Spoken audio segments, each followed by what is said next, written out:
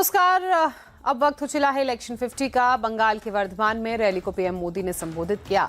कहा, गरीबों की तकलीफें दूर करने का संकल्प नहीं चाहता कोई गरीब रहे या गरीबी में जिए। मेरी सरकार में 25 करोड़ लोग गरीब निकले। पीएम मोदी ने राहुल गांधी पर तंज कसते हुए कहा, राहुल अमेठी में लड़ने से डरे, अब रायबरेली से रास्ता खोज रहे हैं। सोनिया गांधी भी डर कर राजस्थान गई। पीएम मोदी ने कहा, मैंने पहले ही कहा था राहुल गांधी 2 सीटों से लड़ेंगे। राहुल गांधी वायनाड भी हारने वाले हैं। राहुल गांधी डरो मत, भागो मत। पीएम मोदी का बड़ा बयान। कहा, मैं मौज करने के लिए पैदा नहीं हुआ हूं, मैं मेहनत करने के लिए पैदा हुआ हूं। मेरे पास न पीछे कुछ था न आगे कुछ है। पीएम मोदी ने कहा, लेफ्ट कांग्रेस टीएमसी के पास विकास का विजन नहीं। ये लोग सिर्फ मोदी को दे रहे गाली, पर ये कामदार डरने वाले नहीं। पीएम मोदी ने टीएमसी विधायक के बयान पर पलटवार कर कहा, हिंदुओं को बहा दोगे। वाकई क्या बंगाल में ऐसी हालत हो गई है? हिंदुओं को दोयम दर्जे का नागरिक बना दिया है। रायबरेली में कांग्रेस ऑफिस के बाहर इंडी गठबंधन का शक्ति प्रदर्शन। बड़ी संख्या में कांग्रेस वर्करों के साथ सपा कार्यकर्ता जुटे, समाजवादी पार्टी के झंडे लहराए। रायबरेली से राहुल गांधी के चुनाव लड़ने पर यूपी कांग्रेस चीफ अजय राय ने कहा, ये हम लोगों की बहुप्रतीक्षित मांग थी। इसका 5 चरणों के चुनावों पर जबरदस्त असर पड़ेगा। राहुल गांधी पर गिरिराज सिंह का हमला। बोले, अमेठी से हारे तो अमेठी छोड़ दी, अब रायबरेली हारेंगे तो रायबरेली छोड़ देंगे। राहुल गांधी पर स्मृति ईरानी का अटैक। कहा, अमेठी में कांग्रेस ने स्वीकार की अपनी हार। राहुल को अमेठी में नहीं दिखी जीत की गुंजाइश। शहजाद पूनावाला ने राहुल गांधी पर साधा निशाना। कहा, आज राहुल गांधी ने अमेठी को सरेंडर कर दिया, अब अमेठी जाने की हिम्मत कांग्रेस के प्रथम परिवार में नहीं। राहुल को रायबरेली से टिकट पर मध्य प्रदेश के मुख्यमंत्री मोहन यादव ने कहा, पहले अमेठी से हारे, केरल भागे, इस बार वायनाड में हार देखकर रायबरेली आ गए। उत्तराखंड के सीएम पुष्कर सिंह धामी का राहुल गांधी पर हमला। कहा, अमेठी की पुश्तैनी सीट से जैसे राहुल गांधी ने पलायन किया, वैसे ही पूरी कांग्रेस पलायन में जाने वाली है। राहुल गांधी पर बोले केंद्रीय मंत्री मनसुख मांडविया, राहुल अमेठी से भाग रहे हैं। अमेठी और यूपी की जनता पर राहुल को भरोसा नहीं।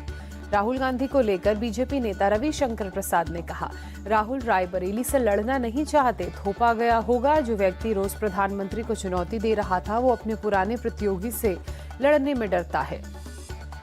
राहुल गांधी के रायबरेली से चुनाव लड़ने पर छत्तीसगढ़ के डिप्टी सीएम अरुण साव ने कहा, वायनाड से राहुल हार रहे हैं, इसलिए रायबरेली से लड़ रहे हैं। रायबरेली की जनता राहुल को वापस भेजने के लिए तैयार बैठी है।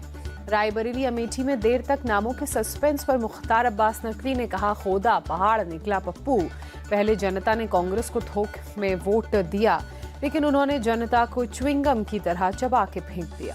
राहुल गांधी पर केंद्रीय मंत्री प्रहलाद जोशी ने कहा, रायबरेली से उनकी हार होगी और वे उस हार को अपने पूरे जीवन में कभी भुला नहीं पाएंगे। राहुल गांधी पर आचार्य प्रमोद कृष्णम ने कहा, राहुल को अमेठी से लड़ना चाहिए था। राहुल गांधी डर गए हैं, ये कांग्रेस का दुर्भाग्य। बीजेपी नेता मनजिंदर सिंह सिरसा का राहुल गांधी पर हमला। कहा, राहुल गांधी वायनाड से हार रहे हैं, इसलिए रायबरेली से चुनाव लड़ रहे हैं। राहुल गांधी के रायबरेली से चुनाव लड़ने पर डिप्टी सीएम ब्रजेश पाठक ने कहा, रायबरेली और अमेठी से बीजेपी जीतेगी। राहुल को रायबरेली की जनता स्वीकार नहीं करेगी। यूपी में 80 की 80 सीटें जीतेंगे। यूपी के डिप्टी सीएम केशव प्रसाद मौर्य का बयान। कहा, रायबरेली में राहुल गांधी की अमेठी से भी बड़ी पराजय होने जा रही है। राहुल गांधी पर बिहार के डिप्टी सीएम विजय सिन्हा ने कहा, राहुल गांधी डरे हुए हैं, कहीं से भी चुनाव लड़ ले, वे चुनाव हारेंगे। राजनीति में अस्वीकृत किए जा चुके हैं राहुल। राहुल गांधी पर बीजेपी नेता जयवीर शेरगिल ने कहा, उनका नारा डरो मत, दोहरे मानदंडों, कायरता और पाखंड से भरा हुआ। एमपी बीजेपी अध्यक्ष वीडी शर्मा का बयान। बोले, राहुल गांधी की वायनाड और रायबरेली दोनों सीटों से हार सुनिश्चित। तेलंगाना में राहुल गांधी पर बीजेपी नेता अरविंद धर्मपुरी ने कहा, मुझे लगता है कि 18वीं लोकसभा में राहुल गांधी की कमी खलेगी, वे दोनों सीटों पर नहीं जीतेंगे। राहुल गांधी पर बीजेपी नेता के लक्ष्मण ने कहा, राहुल गांधी वायनाड से हारने वाले हैं। उन्होंने वायनाड के लोगों को धोखा दिया। रायबरेली के लोग भी उन्हें जरूर सबक सिखाएंगे। बीजेपी नेता शायना एनसी ने राहुल गांधी पर साधा निशाना। कहा, हारने के बाद 5 साल अमेठी नहीं जाने वाले को जनता पहचानती है। रायबरेली की जनता भी धोखा खाने वाली नहीं है। कांग्रेस नेता प्रमोद तिवारी ने कहा, परंपरागत रूप से रायबरेली से परिवार के वरिष्ठ सदस्य को चुनाव लड़ाया जाता है। इस समय कांग्रेस में सर्वोच्च नेता राहुल गांधी हैं, इसलिए रायबरेली से लड़ रहे हैं। राहुल गांधी पर एनी राजा ने कहा, राहुल का मूल्यांकन जरूरी नहीं। देश में इस समय संघ परिवार का फांसीवाद बड़ी चुनौती, बीजेपी को हराना हमारे लिए बड़ी चुनौती। राहुल गांधी के रायबरेली से चुनाव लड़ने पर आ रहे रिएक्शन को लेकर जयराम रमेश का लंबा चौड़ा पोस्ट लिखा, विरोधियों को मिलेगा जवाब, शतरंज की कुछ चालें बाकी हैं, थोड़ा इंतजार कीजिए।